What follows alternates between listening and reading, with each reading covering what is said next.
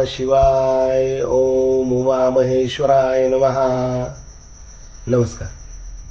आपण हरतालिका या व्रताची पूजा कशी करायची आणि ती कशी मांडायची ते आपण पाहणार आहे.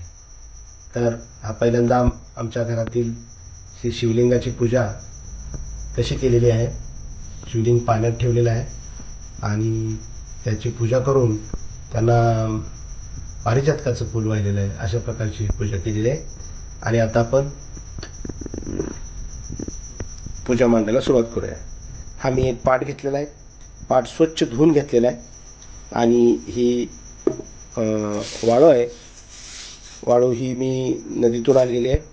स्वच्छ धुवून घेतली. ह्यातली सगळी माती काढून टाकलेली आहे. आणि आपण आता ह्या वाळूचं शिवलिंग तयार करूया आणि त्याची आपण ह्या स्त्रियांनी पूजा करायची असते. मी फक्त ही पूजा मांडणार आहे. बाकीचा जो विधी आहे त्या आमच्या सौ करतील.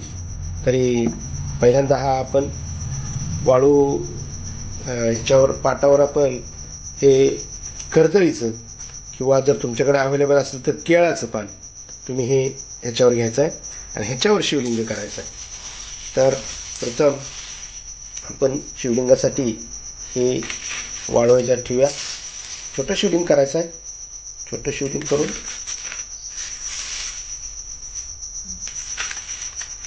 त्याची आपण पूजा करायची.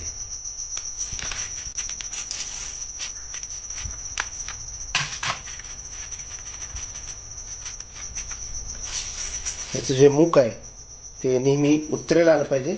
पिंडीचं मुख हे सगळ्यात महत्त्वाचं लक्षात ठेवा. कोणाच्या लक्षात राहत नाही ते.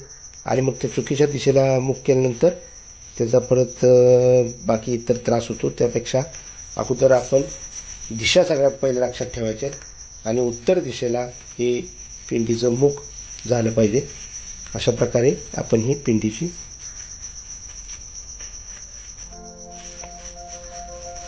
पिंड अशी व्यवस्थित मांडून घ्यायचे. प्रत्येक भागामध्ये वेगवेगळे प्रकार आहेत पिंड करायची किंवा पूजा मांडण्याची. त्यातले ते आमच्याकडे जे परंपरागत चालत आले तो मी प्रकार करणार आहे. हे आपण हे शिवांचं लिंग तयार केलेलं आहे. अशा प्रकारे ही पिंड तयार झाली. त्याचबरोबर आता त्यासाठी गौरी आणि सखी ह्या आमच्याकडे मूर्ती मिळत नाहीत. त्यामुळं मी हे वाळूच्याच गौरी आणि सखी ह्या दोन मूर्ती मी इथं पानावर करणार आहे.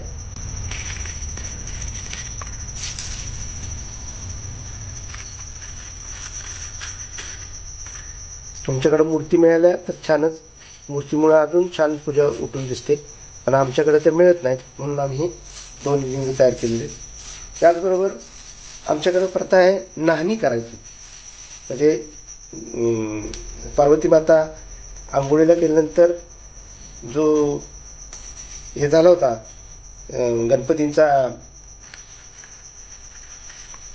गणपतींची जी कथा होती त्यामध्ये ते नाहणींचा उल्लेख आहे. म्हणून ही नाहणी आपण ही चार बाजूला हे करायचं आहे आणि पाचवं मध्ये करायचं आहे. अशा प्रकारे हे नाहणी करून घ्यायची. हे तुमच्याकडे नसेल प्रथा तर तुम्ही करू नका. पण आमच्याकडे जे आहे ती मी सांगतोय की अशा प्रकारची ही नाहणी करून घ्यायची. नाहणी केल्यानंतर ह्या पूर्ण पाटाला आपण कंपाऊंड करून घ्यायचं आहे.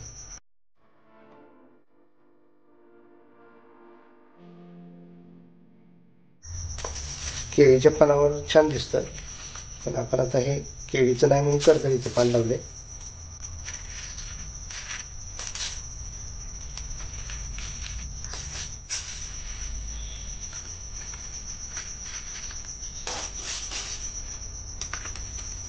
हे पुढं आपण हे गेट करायचं आत जायला.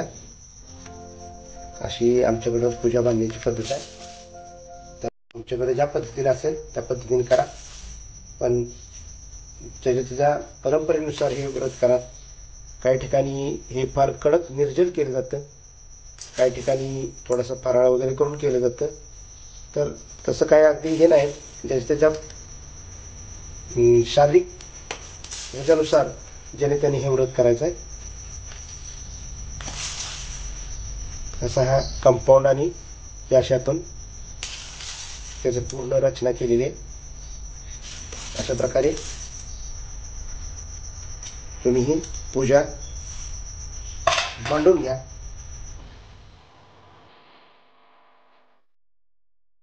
काडीनं आपण त्याला इथं जे प्रवाह असतो शिवपिंडीचा, तो प्रवाह आपण करून दाखवायचा आहे. तसा म्हणजे जशी पिंड असते तशीच आपण हे करायचे. आता ह्या पिंडीला आपण